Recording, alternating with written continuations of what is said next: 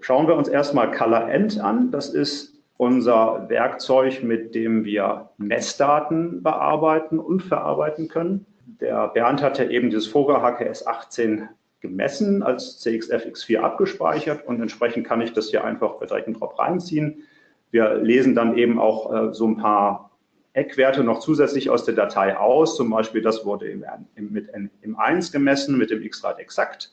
Also diese Informationen schreiben wir dann gleich mit in die Datei rein und wir können uns dann hier anschauen, wie jetzt hier diese Tint-Ramp dann aussieht, haben vielleicht hier auch TVI-Informationen, können uns hier die Kurven anschauen, wie das zum Beispiel mit in der ISO 20654 versus Tonwerte nach Murray Davis aussehen würde. Hier sehen wir, dass die Kalibrierung wohl nach ISO 20654 gemacht worden ist. Also die sind tatsächlich nach dieser Form und diesem Standard gedruckt worden. Also schon eine schöne lineare Kurve, entsprechend dieser ISO. Also das ist schon mal eine ganz feine Sache, da kann man nicht meckern. So, jetzt kann man sich das auch noch dreidimensional angucken, so wie auch immer. Also diese Messdaten stehen jetzt erstmal so zur Verfügung. Ich nehme jetzt einfach auch noch mal andere Messdaten, zum Beispiel hier mal diese Daten.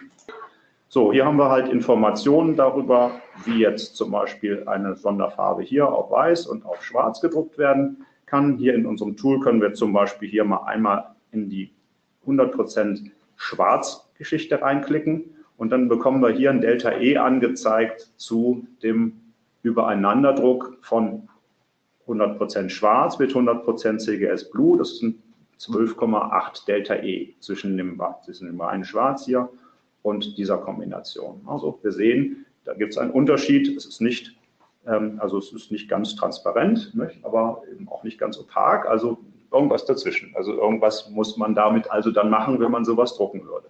Hier können wir zum Beispiel sehen, dass unsere Tonwertkurven, die sind jetzt hier natürlich auch skaliert, ein bisschen seltsam aussahen. Wir können hier sehen, dass hier zum Beispiel, wenn man sich das hier anguckt, nach ISO noch so eine kleine Delle drin ist. Und jetzt könnte man natürlich dran gehen und sagen, okay, wir können das ja eigentlich, wir wollen ja optimale Daten haben. Der Drucker hat vielleicht versucht, nach ISO 20654 zu drucken, hat es aber nicht ganz geschafft.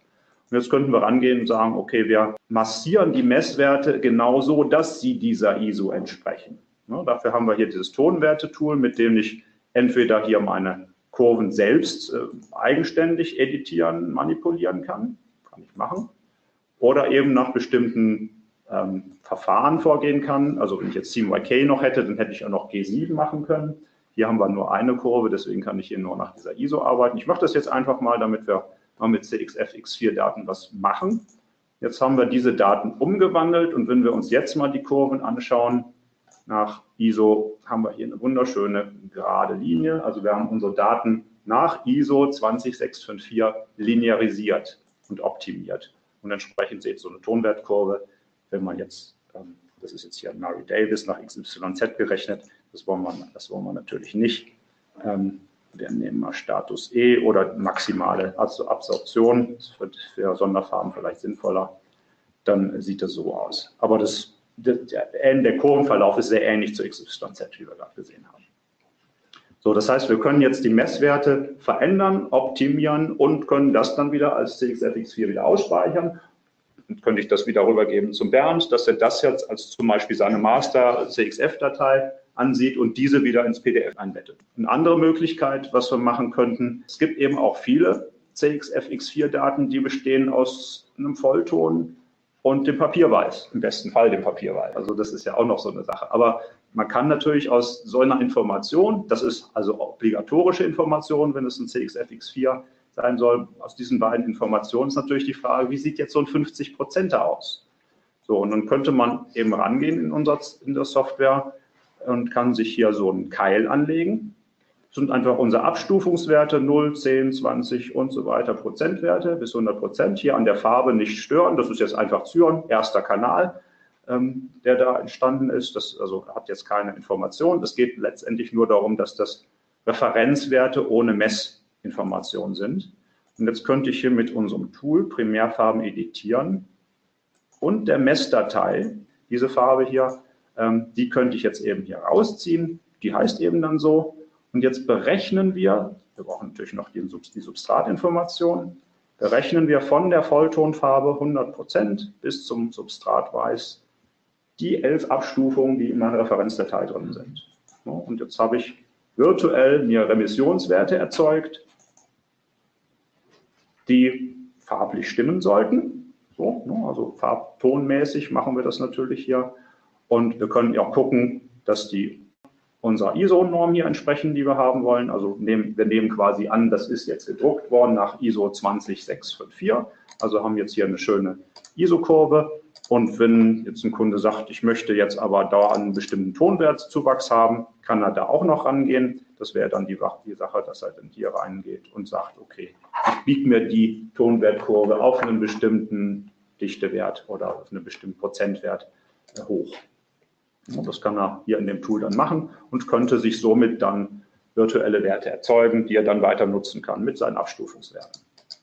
So, also kann man auch so arbeiten. So, dann als nächstes würde man rangehen und würde das wieder exportieren.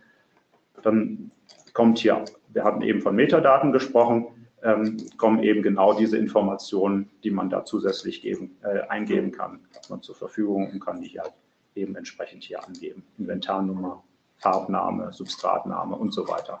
Und kann das dann wieder als TXFX4 exportieren, laden und dort anzeigen und kann von dort weiterarbeiten. Also es ist eine ganz pfiffige Möglichkeit, hier weiterzuarbeiten. Was eben auch sehr gerne angewendet wird, wenn man auch nochmal wieder diesen Fall jetzt hier betrachtet, von dieser einen Sonderfarbe, wenn ich schon mal in einem Farbraum CMYK gedruckt habe, nehmen wir mal die Folie 51, möchte als nächstes im 5C drucken, nämlich mit dieser zusätzlichen Farbe, kann ich eben auch diese CXF-Information nutzen. Wähle mir hier meine Folie 51 Daten aus, auch wieder Primärfarben editieren, füge einen Kanal hinzu und wähle jetzt meinen gerade erzeugten Kanal mit den Abstufungswerten und berechne mir ein 5C, so als ob ich das tatsächlich gedruckt hätte. Also wir nutzen jetzt diese Spektralinformationen aus und fügen alle Überdruckkombinationen rechnerisch mit unserem spektralen Farbmischmodell hinzu zu den CMYK-Daten, die wir schon zur Verfügung haben und können somit quasi simulieren, als ob wir jetzt 5C gedruckt hätten. Das ist natürlich eine ganz spannende Sache, weil ich mir in der Produktion nicht immer einen Testchart irgendwie drucken kann und so weiter. Also kann auf diese Weise schön arbeiten. Kann man hier auch anschauen, dass diese Sonderfarbe vielleicht mein Gamut nicht so wahnsinnig erweitert hätte. Vielleicht sieht man das in 3D ein bisschen besser, weil das ist ja so eine zweidimensionale Sache. Das kann ja sein, dass es irgendwo ein bisschen drauf woanders liegt. Hier sehen wir schon, doch, es erweitert mein Gamut durchaus. Das ist jetzt der CMYK-Anteil, den ich jetzt hier nur sehe.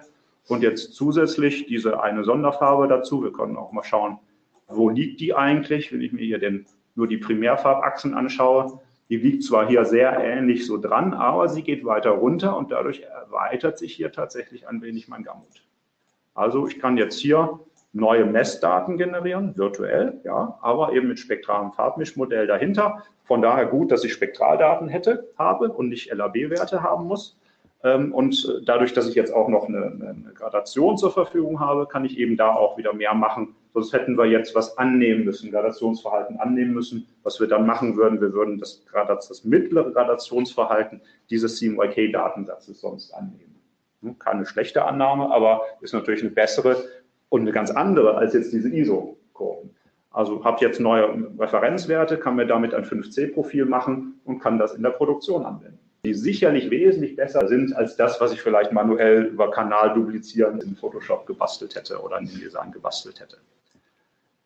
Das wäre ein typischer Anwendungsfall jetzt hier zum Beispiel für das Color End. So, wenn wir dann Profile haben, wäre ein nächster Anwendungsfall, dass wir das in eine PDF-Datei eben einbetten. Da sind jetzt genau auch unsere Sonderfarben drin. Wir können einfach die PDF draufziehen und er zieht sich sowohl die Alternate Color Space Werte an, das sind genau die Farben, die im LAB hinterlegt waren, so, als auch eben die kompletten CXF-Daten, die in dieser PDF hinterlegt sind. Und auf die Weise komme ich eben auch an diese Daten ran, kann also mal gucken, was ist in dieser PDF drin. Das ist jetzt hier so das Ziel dieses Tools. Wenn keine CXF-Daten da wären, steht jetzt eben hier nur Let Alternate. Und wenn nicht mal LAB-Werte drin wären, dann gibt es eine Fehlermeldung, die dann sagt, da sind keine Farbinformationen drin, sondern nur Device-Werte oder sowas. So, ne, also auf die Weise kann ich eben da auch ganz gute Sachen mitmachen.